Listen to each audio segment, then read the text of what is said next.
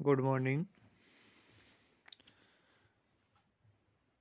आज हम अधिनायक तंत्र के दोषों के बारे में चर्चा करेंगे। अधिनायक पिछली क्लास में हमने अधिनायक तंत्र व्यवस्था के गुणों के बारे में चर्चा की थी और अधिनायक तंत्र में गुणों के होते हुए भी यह प्रणाली किसी भी देश में लंबी अवधि तक प्रचलित नहीं रही है। हम विश्व के विभिन्न देशों के बारे में जो शासन प्रणालियां प्रचलित हैं, अगर उनके बारे में चर्चा करें तो कहीं भी किसी देश में लंबे समय तक अधिनायक प्रणाली प्रचलित नहीं रही है और इतिहास ऐसे प्रमाणों से भरा पड़ा है। जहाँ कहीं भी अधिनायक तंत्र व्यवस्था स्थापित होती है, वहाँ एक स्थिति ऐसी आती है जब जनता सत्ता अधिनायक तंत्र की सत्ता को उखाड़ने के लिए क्रांति का सहारा लेती है। इसका कारण यह है कि इस प्रकार की व्यवस्था में कुछ न कुछ कमियां अवश्य होती है, जिसके कारण जनता को क्रांति करनी पड़ती है, उस शासन व्यवस्था के प्रति संघर्ष करना पड़ता है और वहाँ लोकतांत्रिक शासन व्यवस्था स्थापित करनी पड़ती है। तो आइए हम देखते हैं कि ऐसे कौन कौन से दोष हैं जो अधिनायक तंत्र में पाए जाते हैं। पहला देखिए, अधिनायक तंत्र व्यवस्था में व्यक्ति के व्यक्तित्व का सम्मान नहीं होता है और व्यक्ति के व्यक्तित्व का सम्मान नहीं होने के कारण व्यक्ति को बहुत सारी सुविधाएं प्राप्त होने के बावजूद भी अपने व्यक्तित्व को इच्छानुसार विकसित करने का वातावरण नहीं मिल पाता है और वह अपने जीवन को अपूर्ण रखने पर मजबूर हो जाता है। व्यक्ति को किसी भी प्रकार की इस प्रकार की शासन व्यवस्था में स्वतंत्रता नहीं मिलती है और इसके कारण उसका व्यक्तित्व दबकर रह जाता है। तानाशाही शासन व्यवस्था या अधिनायक तंत्र में मौलिक अधिकारों एवं नागरिक स्वतंत्रताओं का कोई महत्व नहीं रहता है, जिसके कारण व्यक्ति अपने व्यक्तित्व का मनचाहे ढंग से विकास नहीं कर पाता है। तो इस व्यवस्था का सबसे बड़ा दोष यही है कि यहाँ ये व्यवस्था व्यक्ति के व्यक्तित्व के दमन पर आधारित है। दूसरा दोष देखिए,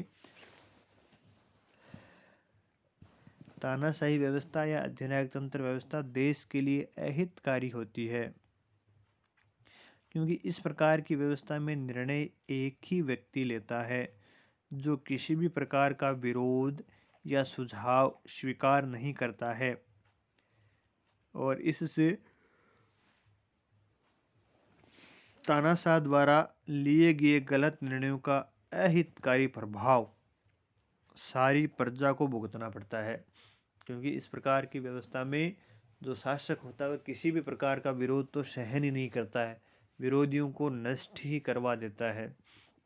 चाहे विरोधी दल हो या कोई विरोधी व्यक्ति हो, उसको वो पूर्णतया दमन कर देता है और विरोधी विचार को सुनना तानाशाह पसंद ही नहीं करता है और अधिनायक के हर निर्देश लोगों को मानने पड़ते हैं, चाहे वो सही हो या गलत हो, राष्ट्रीय हित में हो या नहीं हो। तो इस प्रकार अधिनायक तंत्र की व्यवस्था में राष्ट्रीय हितों का समुचित ढंग से संरक्षण नहीं हो पाता है।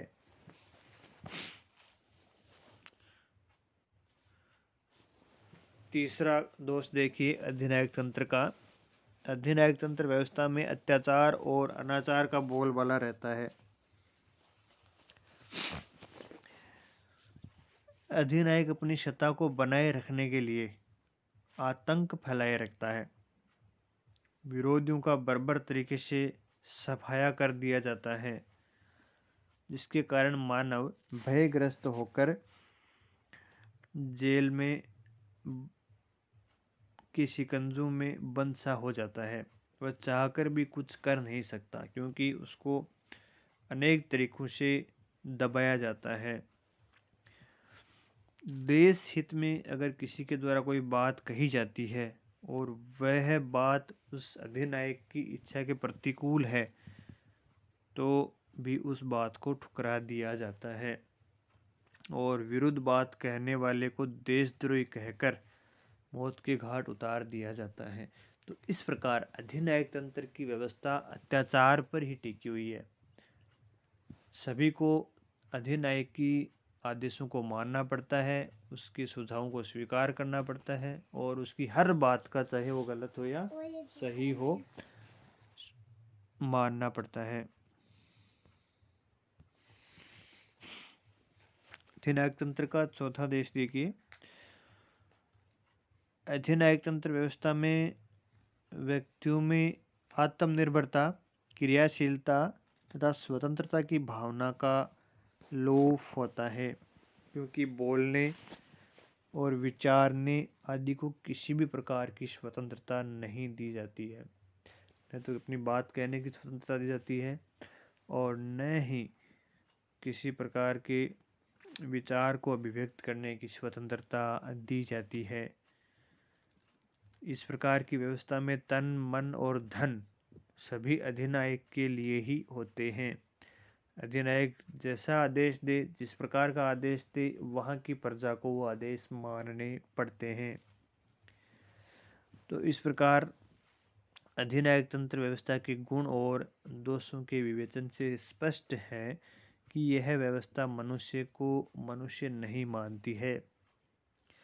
इसमें मानव का व्यक्तित्व दबकर रह जाता है। व्यक्ति की सारी भौतिक आवश्यकताओं की पूर्ति हो जाने के उपरांत भी वह कुछ कमियां महसूस करता है। उसका जीवन कैदी के जैसा हो जाता है।